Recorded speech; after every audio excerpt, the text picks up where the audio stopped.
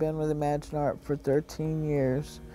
And I was one of the first artists that decided to go to the Mary Lee Foundation and have my art photographed.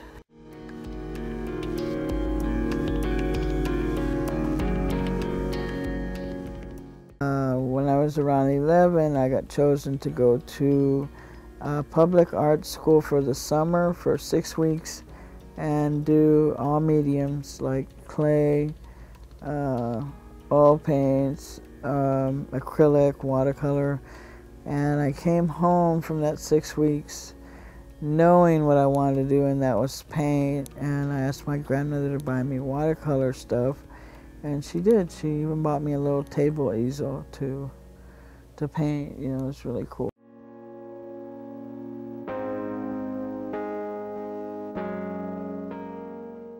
I was like doing recreational drugs every once in a while, and I was all doped up from the doctor I was seeing, the psychiatrist I was seeing. He had me like on, seriously, like 13 drugs. And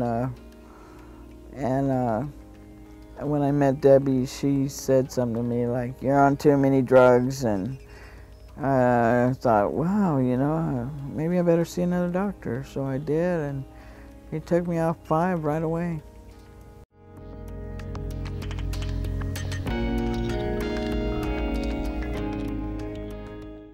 I just came in just to have my pictures taken of my artwork, and then I was going to leave and never come back. And I came in and I never left, you know, I stayed.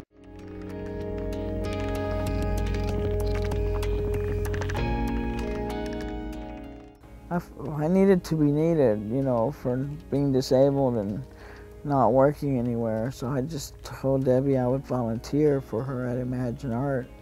And she said good, and gave me a list of all the artists and their phone numbers and said, call them and get them out of bed and do whatever you have to get them here to do art. And I was like, okay.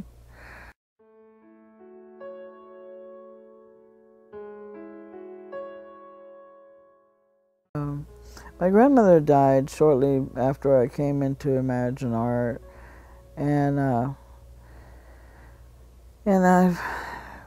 I thought it was funny at the time. I would tease Debbie, and because she would ask me to go to church with her, and I would tease Debbie and I would say, you know, my grandmother really hasn't left this earth. She's just turned into you now, bugging me to go to church, because my grandmother was always after me. She was always praying for me, and she was always after me. Find a church and go to church and get baptized. And you know, I ended up doing all that with Debbie. You know, and I kept going to Imagine Art. So, you know, there were recreational stuff that we would do, and it involved, Imagine Art involved a lot of spiritual stuff, and so some of it was, you know, so I thought, well, you know, I'll go to church, and well, you know, I kept going to church. I got baptized.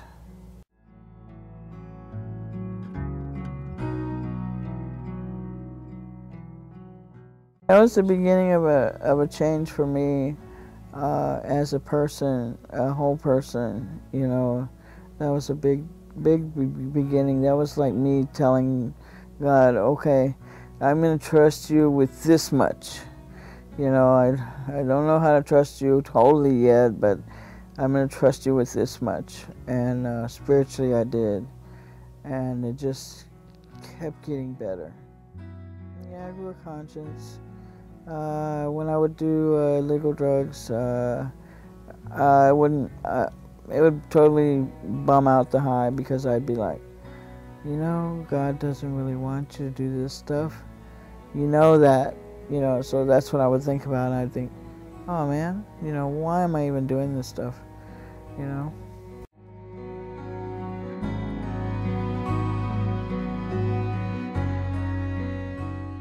I went out of town one weekend to visit my aunt and uncle and cousins in Corpus Christi, and I came back and Debbie pissed me off. She said, we're leaving for the day, and she said, oh, by the way, she hands me this piece of paper and says, you won Artist of the Year for people with disabilities from the Mayor's Commission, you know, so you have to be there tomorrow at a banquet to accept the award.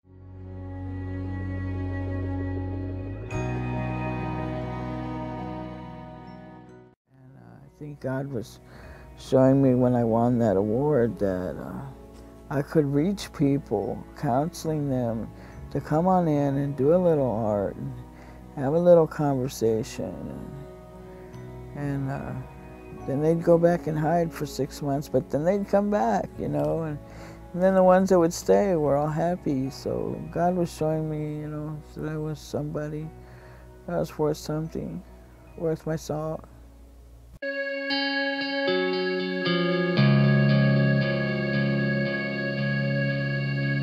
David Gaddy came on board as a director, and I was having a real hard time growth in spirituality.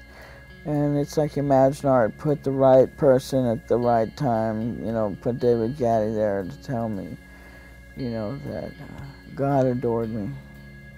And just saying those 3 words, God adored me, opened another bigger door to my transformation as an artist and as a person. It was like I left those drugs alone, the illegal drugs, because I had developed a conscience, and, you know, it was like I realized how much God really did love me, and how important it was. Jesus was so important in my life.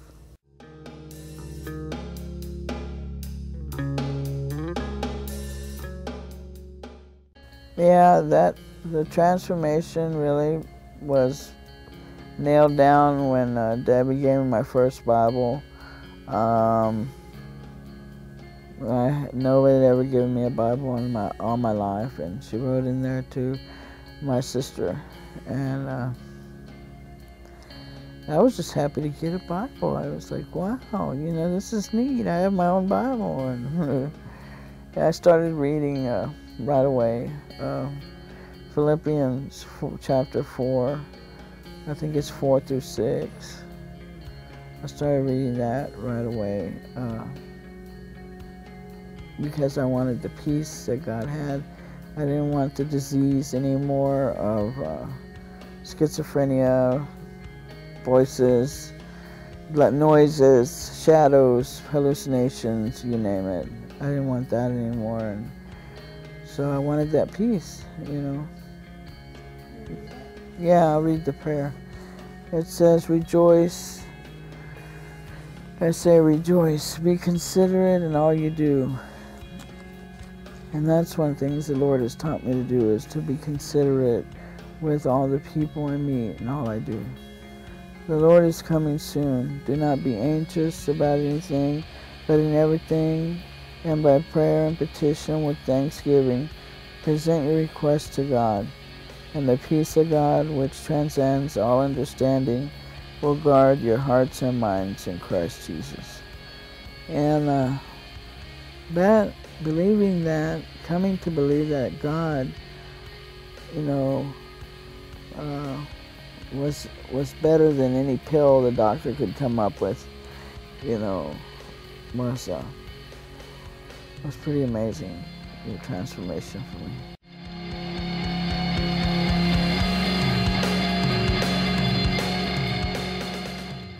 Format now is like I still read Philippians 4 every morning and every night, and but now I've added a new prayer that Imagine Art goes by.